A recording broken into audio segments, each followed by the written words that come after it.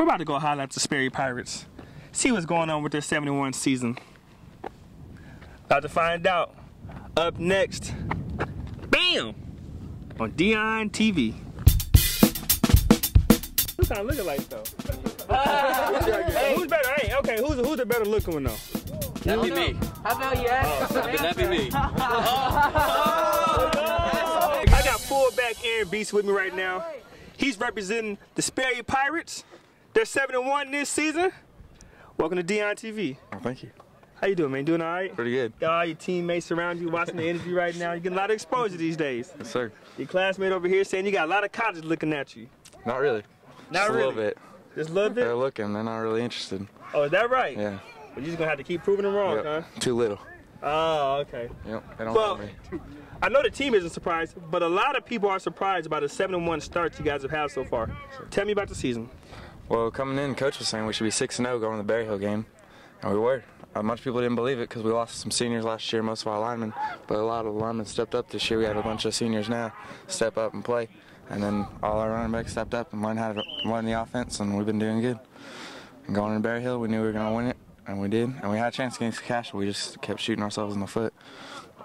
Yeah, I'm going to get to that Castle Hard game in a second. But you're the fullback. You've been splitting carries so far this season with running back BJ Driver. And so how's that been? Has there been enough footballs to go around, enough carries to go around? I don't care if I get the ball. I want to win. That's all I care about. BJ is going to get the ball and win it for us. I don't care. I'll block for him all day. Is that right? Yeah. Okay. Now, you guys are ranked number 4 in Class 3A right now. Did that surprise you? No, sir. We should be number 4. Number 2, somewhere up there. Really? I don't care. Well, you guys could have possibly been number 1 had you guys beat Castle Hall last week. Now, you know, they lost their first game of the season to Holland Hall, and so you guys were undefeated last week, 7-0. It was a big game for you guys, and, you know, you was right here, and then you had to let down, and you guys lost 17-6. So what happened? Well, it's not that we couldn't do it. I mean, we were moving the ball against them. Every time we had to have every down. Every time we get going, we'd miss it, like drop a ball or something, run the wrong play, something like that. We just couldn't get it flowing correctly. We just shot ourselves in the foot too much. Now, BJ Driver, I mentioned he's you guys' running back, and he's one of you guys' best players. But he actually missed the game due to a severely sprained MCL. He could actually be gone for the season, which is breaking news right here on Deon TV. But he could actually be gone for the rest of the season. But how much did you guys miss his presence in the backfield on offense? We couldn't do it. I mean, BJ is unreplaceable in our offense. He would have moved the ball against them. You just can't really explain how much he does for the team when he's here. But we're just going to have to step up and do what we can without him. Hopefully he'll be back. Okay. I want to keep talking about this game real quick because it was important. At halftime, it was 10-0.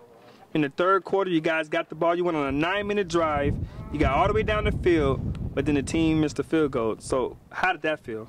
Well, it didn't really feel too good missing field goal. That's a whole possession waster right there. But, I mean, we knew we could get it back up and get going again. It's not really a field goal kicker's fault. There's a bunch of stuff going into it. I mean, we should have scored anyway. Shouldn't end the drive on the 20-yard line or whatever. We should have gotten the end zone in the first place. It's nobody's fault. We just got to finish. If you played Castle Hall in 20 minutes, who would win? I'll Sperry every time. Oh, Sperry. Yeah. I like that. We get it back. Tomorrow you guys play Blackwell. It's the last game of the season. So what are some of the things you guys have to do on offense or shore up on offense and defense going into the playoffs?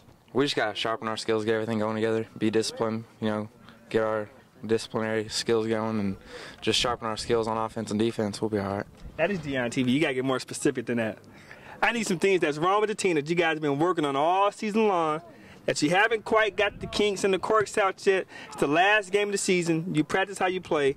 What's the team really got to work on last game of the season going into the playoffs? We got our passing game going. We haven't been using them as much as we could, you know, but we'll get there. And on our defense, people don't really run against us, but our passing D needs work everywhere. Pass rush, our linebackers, our back secondary, everybody needs work on that, so we're working on everywhere. Now you're going to be the focal point. A lot of the focal point of the offense going into the playoffs and going into tomorrow night. So are you ready for that? Yes, sir. I don't care. I know the guys will block for me, and everything's going to work out all right. And soon, hopefully, we'll get BJ back and take some pressure off everybody. Okay. Now there's a good chance you guys are going to play Verdigris in the first game of the playoffs in the first round. Now they had you down 28-6 early in the season. You guys came back and won, but is that a team that kind of scares you as a first-round upset? Obviously, they're going to be fired up and stuff, but going into that game, young team, we didn't really know what we were expected to do. And just everybody knows what they're doing now. We're ready to go. And there's not going to be that upset in the first half like it was last time. Okay. And beats everybody, fullback with Sperry. I thank you so much for joining me on Deon TV. Expectations are high this season. He said, you know what? They're going to go all the way to state. Sir. That's it? That's it. We're going to state. That's it from Deon TV. We'll check you guys out tomorrow. We'll be at the Booker T game. That's it. Why they call you White Chocolate? I used to play for TBC, Tulsa Boys Club, and I was the only white dude on the team. White Chocolate.